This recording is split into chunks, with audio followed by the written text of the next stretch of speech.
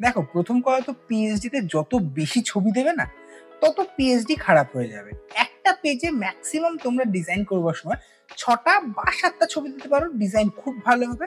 কিন্তু যত তুমি ডিজাইনের মধ্যে এই ছবি ভরতে থাকবে না, তত ডিজাইনের পুরো আ বললাম না গালাগালি বেরিয়ে যাচ্ছে।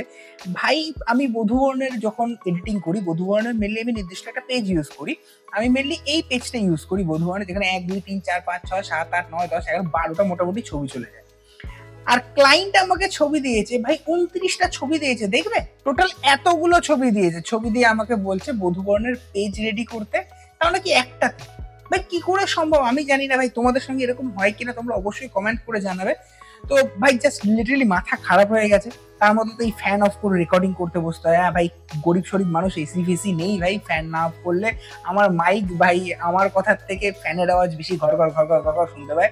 তার মধ্যে তো এরকম যদি ক্লায়েন্টের কাছ থেকে রিপোর্ট আসে যে ভাই একটাই পেজ করে দাও, আর হচ্ছে গিয়ে তুমি সেখানে মোটামুটি ২৯টা ছবি ঢুকে দাও, দিয়েছি, আমিও দিয়েছি ভাই, আমিও পুরো পাসপোর্ট সাইজ এবং ছোট ছোট ছোট ছোট করে ছবি বসে দিয়ে দিয়েছি।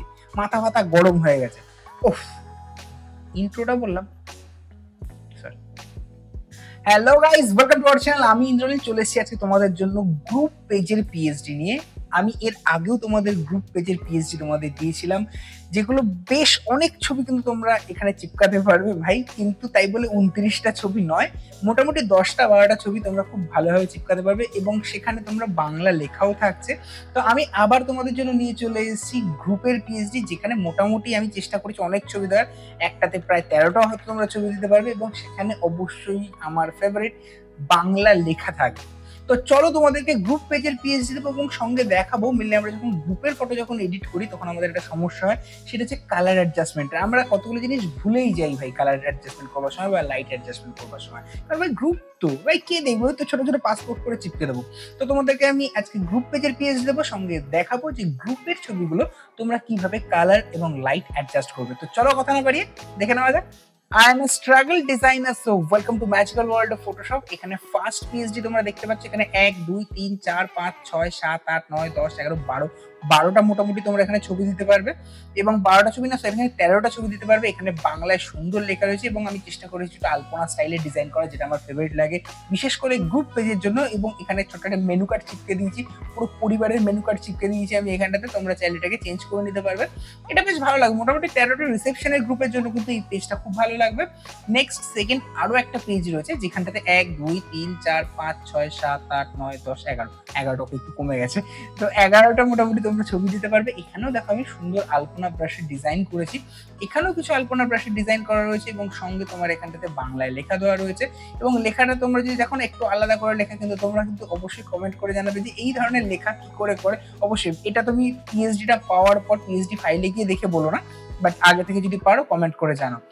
এবং এখানটাতেও সুন্দর একটা ছোট্ট কোড দেওয়া রয়েছে। তো তোমরা এখানে এই পিএইচডিটা ইউজ করতে পারো, চাইলে তোমাদের জামার কালার মানে তোমাদের জামার কালার নয়, ক্লায়েন্টের যে ড্রেসের কালার যেটা রয়েছে সেই কালার অনুযায়ী তোমরা একটু চেঞ্জ করে নিলে কিন্তু এই পিএইচডি গুলো ভালো লাগে। আমি বারবার করে বলবো যে পিএইচডি দিই সেই পিএইচডি গুলো ডিরেক্ট ইউজ করো না, কিছু একটু কালার ফালার চেঞ্জ করো, বেটার লাগে। নেক্সট থার্ড পিএইচডি যেটা রয়েছে সেখানে কিন্তু আমি কম ছবি দিয়েছি, একটু ভালো পেজ ক্রিয়েট করার চেষ্টা করছি। এদিকে কিছুটা মাস্ক রয়েছে, ১, ২, ৩, ৪, ৫, ৬, ৭টা ছবি তোমরা এখানে দিতে পারবে। এখানে চেষ্টা করবে বাড়িতে ভাইটাল ফ্যামিলি মেম্বার যিনি রয়েছেন তার ছবিটা দিয়ে দেওয়ার, তাহলে এই জায়গাটা বড় এরিয়া যেহেতু রয়েছে এই জায়গাটা বেশ ভালো লাগবে। এছাড়া এই ছবিগুলো কিন্তু বেশ বড়, তোমরা যদি চাও এখানে আর একটা বক্স ক্রিয়েট করে নিতেই পারো, বাট আদারওয়াইজ তোমাদের এখানে কিন্তু মোটামুটি সব ধরনের গ্রুপের ছবি এখানে অ্যাড হয়ে যাবে। তাও তোমাদের আমি ৩টে পেজ দিচ্ছি, ১, ২, ৩, যেখানে এটা ১৩টা, এটা ১১টা এবং এটায় ৭খানা তোমরা ছবি অ্যাড করতে পারবে। আমি ডেসক্রিপশন বক্সের লিঙ্ক দিয়ে দেবো, তোমরা অবশ্যই ডাউনলোড করে নেবে। কিন্তু তার আগে যে জিনিসটা দেখাচ্ছি সেটা দেখে নাও। দেখো আমার কাছে সেম ব্রাইডের দুটো ছবি রয়েছে, এই একটা গ্রুপ অ্যান্ড এই একটা গ্রুপ। দুটো ছবির মধ্যে কিন্তু আকাশ পাতাল তফাৎ রয়েছে, ক্যামেরারও তফাৎ রয়েছে। এটা A7IV দিয়ে শুট করা হয়েছে, এটা ৭২০০ দিয়ে শুট করা হয়েছে। তো অবভিয়াসলি দুজনের কালার আকাশ পাতাল তফাৎ, বাট এখানে কি প্রবলেম হয়েছে, এটা দেখো প্রপার লাইট এক্সপোজড হয়েছে, বাট এটাতে কিন্তু সঠিকভাবে লাইট যায়নি। হতে পারে অ্যাপারচার বেশি ছিল বা আইএসও কম ছিল, যে কোনো কারণের জন্য আমার এই ছবিটা কিন্তু ঠিকঠাক ভাবে লাইট আসেনি। তো এই ছবিটাকে তোমরা কিন্তু ডিরেক্ট এইভাবে দিয়ে দেবে না, বা সিম্পলি কন্ট্রোল M দিয়ে দুম করে লাইট বাড়িয়ে দিলাম, এরকম একদম করবে না, খুব আনপ্রফেশনালি কাজ করা হবে। তোমরা কি করবে, সর্বপ্রথমে এই ব্যাকগ্রাউন্ড লেয়ার যেটা রয়েছে এটাকে কন্ট্রোল J করে নিচ্ছি ফর ডুপ্লিকেট সেফটি। তোমরা করতে পারো নাও করতে পারো, কোনো অসুবিধা নেই। দেন এখান থেকে চলে যাবে অ্যাডজাস্টমেন্ট লেয়ারের অপশনে, অ্যাডজাস্টমেন্ট লেয়ারে ক্লিক করবে।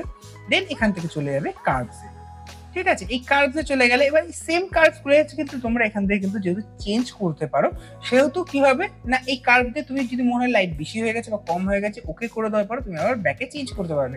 এটাই কিন্তু মেন অ্যাডজাস্টমেন্ট লেয়ারের কাজ।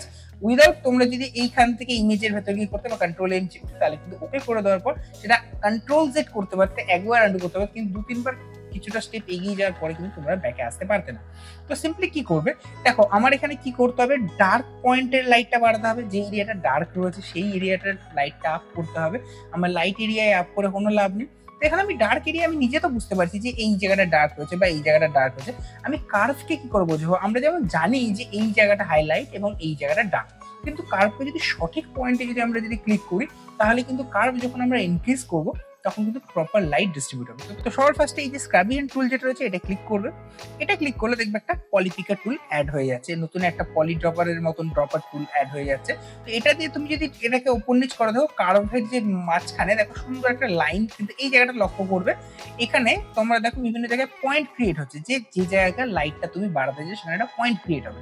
তো আমি চাইছি সবার ফার্স্টে ডার্ক এরিয়া যেটা রয়েছে সেই ডার্ক এরিয়ায় ক্লিক করতে। তো এখানে মেয়ের মুখের ছেলের মুখের ধরে এই জায়গাটা ডার্ক, কিন্তু আমি এইটা কেন এটা এক্সট্রিম ডার্ক। দেখো তোমরা যদি ভালো করে দেখো, এ ফর্সা রয়েছে, ইনিও ফর্সা রয়েছে, ইনিও ফর্সা রয়েছে, ইনি একটু কালো লাগছে, আমি এখানে ক্লিক করবো না, তাহলে যারা ফর্সা রয়েছে তারা বেশি করে ওভার এক্সপোজ হয়ে যাবে। আমি চেষ্টা করবো নিয়ার টু দ্য ডার্ক বা মিড টোনের দিকে ক্লিক করা। তো আমি এখান থেকে ধরো ছেলের এই গালের এই জায়গাটা ক্লিক করছি, যে জায়গাটা আমার ডার্ক এরিয়া রয়েছে, ক্লিক করলাম। দেখো এখানে সুন্দর একটা পয়েন্ট ক্রিয়েট হয়ে গেছে, মানে এই পয়েন্টটা হচ্ছে ওই জায়গার সঙ্গে সিমিলিয়ার।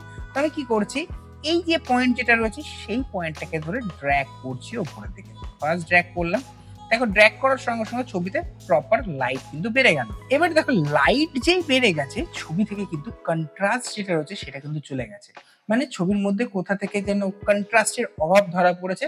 তোমরা যদি জুম করো দেখো চুলটা দেখো ঠিক নেই, কেমন একটা ফ্যাকাশে হয়ে গেছে, তাই না? এটাকে কি করে ঠিক করবে, এই যে পয়েন্ট তোমরা এখানে সেট করেছো, এই পয়েন্ট আর নিচের এই সবচেয়ে ডার্কেস্ট পয়েন্ট, এই দুটো পয়েন্টের মাঝখানে তোমার যেখানে মাঝখান মনে হবে সেইখানে সবার ফার্স্টে একটা ক্লিক করলে, আমি ধর এই জায়গাটাতে ক্লিক করছি, ফার্স্ট ক্লিক করলাম। ক্লিক করবার পর ড্র্যাগ করবে নিচের দিকে, উপরের দিকে না, নিচের দিকে যদি ড্র্যাগ করো তাহলে দেখবে কালোটা আবার ফেরত আসছে। তো সিম্পলি এটাকে নিচের দিকে তোমাদের ড্র্যাগ করতে বলছি, একটু ড্র্যাগ করে নিয়ে এসো সামান্য, আর একটু ড্র্যাগ করো। ওকে, দেখো চুলটা দেখো আগের থেকে কালো হয়েছে না? তোমার যদি মনে হয় একটু ড্র্যাগ করার দরকার রয়েছে তো ড্র্যাগ করবে, খুব বেশি ড্র্যাগ করবে না, তাহলে কালো এরিয়াটা কিন্তু বেশি হয়ে যাবে। তো তুমি যদি এখানে বিফোর অ্যান্ড আফটার দেখো, এখানে লাইটও বেড়েছে, সঙ্গে কি হয়েছে, কন্ট্রাস্টের কিন্তু আর কোনো অভাব নেই। তো সবার ফার্স্ট আমি এখানে লাইট অ্যাডজাস্টমেন্ট করলাম, নেক্সট আমি কি করবো, কালার অ্যাডজাস্টমেন্ট করবো। তোমরা এখানে মেন ছবিতে ক্লিক করে কন্ট্রোল বি দিয়ে করতে পারো, কন্ট্রোল বি দিয়ে কালার ব্যালেন্স ওপেন হয়ে যায়, বাট এটাতে তোমরা একবার করে ফেললে কন্ট্রোল জেডে একবার আনডু করতে পারবে, আর ব্যাকে আনতে পারবে না। তো ঠিক এই কারণের জন্য আমি এখান থেকে অ্যাডজাস্টমেন্ট লেয়ার নিয়ে দেখাচ্ছি। তো কার্ভ লেয়ারের উপরেও নিতে পারো বা নিচেও নিতে পারো, কোনো অসুবিধা নেই। তো কার্ভ লেয়ারের উপরেই আমি নিচ্ছি, এখানে ক্লিক করলাম, দেন এখান থেকে চলে যাচ্ছি কালার ব্যালেন্স অপশনে। দেখো এখানে সবার ফার্স্ট একটা যে প্যানেল যেটা খুলেছে, এটা যদি আমরা উপরের দিকে লক্ষ্য করি, এটা মিড টোনস, তোমরা এই মিড টোনস এর মধ্যেই ঘোরাফেরা করো। আমি জানি তোমরা এর বাইরে শ্যাডো এন্ড হাইলাইটের ভেতরে ঢোকোই না, আমি সরাসরি মিড টোনস দিয়েই কাজ করি। সর্বপ্রথমে যদি একটুখানি ছবিটা জুম করে নিই আমি, তাহলে দেখতে পাবো ওকে যে ছবিতে এই মহিলার মুখে কিছুটা পিঙ্ক ধরেছে, এদিকটাতে আবার পিঙ্ক ধরে। তো আমি পিঙ্ক অ্যান্ড গ্রিন নিয়ে টানাহাচড়া করবোই না, আমি সবার ফার্স্টে একটু ইয়েলো টোন আমার কাছে বেশি লাগছে, তাই আমি সামান্য একটু ব্লু দিচ্ছি। 1 স্টেপ, 2 স্টেপ, 3 স্টেপ, 4, ঠিক আছে। এইখান থেকে আমি একটু সামান্য রেড দিচ্ছি, যাতে মিড টোন এরিয়াতে একটু লাল ধরে সামান্য, ঠিক আছে, লাল ধরলো কিছুটা। নেক্সট আমি কি করবো, এখান থেকে চলে যাচ্ছি ডিরেক্ট শ্যাডো বা হাইলাইট। আমি সবার ফার্স্ট হাইলাইটে যাচ্ছি। হাইলাইট এরিয়া কোনটা না, তোমরা যদি এখানে দেখো হাইলাইট এরিয়া হচ্ছে এই জায়গাগুলো, এই জায়গাগুলোতে কি কালার রয়েছে, ইয়েলো রয়েছে। আমি হাইলাইট এরিয়া দেবো, সামান্য 2 স্টেপ ব্লু দিচ্ছি, অ্যান্ড আমি কি করছি এখান থেকে সামান্য পিঙ্কের দিকে দিচ্ছি, মানে ম্যাজেন্টার দিকে সামান্য ঠেললাম, হাইলাইটে সামান্য ম্যাজেন্টা ধরলো। এরপর আমি এখান থেকে চলে যাচ্ছি শ্যাডোর ভেতরে। শ্যাডোর ভেতরে যাওয়ার পর কি করবো না, আমি এখানে সায়ান যেটা রয়েছে সায়ানটাকে ধরে আমি একটু রেড থেকে রেডের অপোজিট দিকে ঠেলবো, মানে সায়ানের দিকে ঠেলছি। আমি সামান্য একটু সায়ান অ্যাড করছি এখানটাতে, ওকে। দেন এখান থেকে হালকা একটুখানি ইয়েলো, কারণ চুলের দিকে যদি যাওয়া হয় তাহলে তোমরা দেখতে পাবে যে কি হয়ে রয়েছে চুলের কালারটা নিয়ার টু বি ডার্ক রয়েছে। তোমরা এখানে ক্লিক করে দেখে নিতেই পারো, হ্যাঁ নিয়ার টু বি ডার্ক রয়েছে, তো কোনো অসুবিধা নেই। তাহলে আমি একটু হালকা ইয়েলোর দিকে দিয়েছি। এবার দেখো মোটামুটি ঠিক লাগছে, আমি সামান্য একটুখানি পিঙ্ক দেবো, শ্যাডো দেবো। এবার যদি তোমরা এই দুটোকে অফ অ্যান্ড অন করো, দেখো কি ছিল আর কি হয়ে গেল। কালার ব্যালেন্স ঠিক করার পর তোমরা হয়তো এখানে বুঝতে পারছো না, বাট লাইট দিয়েছি এবং কালার দিয়েছি, দেখো ছবিটা কিছুটা চেঞ্জ হয়েছে। তোমরা যদি মেয়ের মুখের দিকে যদি ভালো করে তাকাও তাহলে দেখতে পারবে কতটা চেঞ্জ হয়েছে। কালারটা আমি অফ অ্যান্ড অন করছি, কিরকম একটা ফ্যাকাশে ইয়েলো টাইপের ছিল সেখান থেকে সুন্দরভাবে পিঙ্ক ধরেছে এবং ইয়েলোটাও কিন্তু এর মধ্যে রয়েছে। এবার কথা হচ্ছে এখানে এই মহিলা ফর্সা, ইনিও ফর্সা, এনিও ফর্সা, এনাকে কেন কিন্তু বেশ কালো লাগছে না? তো এনাকে কিন্তু অবশ্যই তোমরা ঠিক করবে। তোমরা এখানে দুটো ওয়ে করতে পারো, ডার্ক বাড়িয়ে নিয়ে মাস্কটাকে ইনভার্ট করে দিতে পারো, দেন তার মুখে ব্রাশ পেইন্ট করতে পারো, বাট আমি এখানে কাটবো না, খুব ইজিলি করতে হবে, কারণ ভাই শেষ পর্যন্ত ওই পাসপোর্ট সাইজেরই ছবি যাবে না। তো আমি এখানে কি করছি, সিম্পলি এখান থেকে ডজ টুল নেব। ডজ টুল নেওয়ার পর এখানে রেঞ্জ যেটা রয়েছে সেটা যেন অবশ্যই শ্যাডোজ করা থাকে। শ্যাডোজ হয়ে যাওয়ার পর দেন ঠিক এনার যে মুখ যেটা রয়েছে, এনার মুখের উপর আমি হালকা করে একবার ড্যাপ করছি, এদিকে একবার ড্যাপ করছি, এখানে একবার ড্যাপ করছি। ওকে, তো তোমরা এবার বিফোর অ্যান্ড আফটার দেখতে পাবে। আমি এটাকে কন্ট্রোল জি করে দিলাম। তো এটা ছিল বিফোর অ্যান্ড এটা হয়ে গেল আফটার। তাহলে বোঝা গেল যে গ্রুপ ছবিও যদি হয়, তোমরা গ্রুপ ছবিকে কি করে ভালো মতন ডিজাইন করতে পারবে, সরি এডিটিং করতে পারবে, এবং সেই ছবিগুলোকে কোথায় পেস্ট করবে তার জন্য তো আমি পিএইচডি দিয়ে দিলাম। তোমরা পিএইচডি গুলো ইউজ করবে এবং আমাকে জানাবে কোন পিএইচডিটা তোমাদের ভালো লেগেছে। তো আজকের মতন এ পর্যন্ত। যদি ভিডিওটা ভালো লেগে থাকে তাহলে অবশ্যই লাইক করবে, চ্যানেল যদি নতুন হও তাহলে অবশ্যই সাবস্ক্রাইব করবে। Thanks for watching.